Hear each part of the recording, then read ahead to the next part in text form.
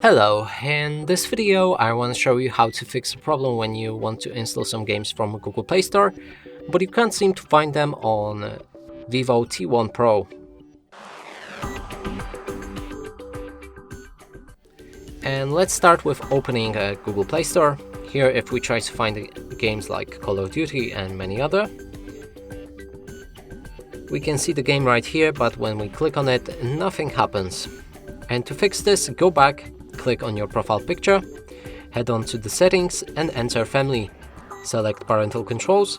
Now you can either disable parental controls entirely or enter apps and games, insert the PIN code and increase PG to 16 or higher. Click on save. Now we can go back. And here's the Call of Duty, we can install it.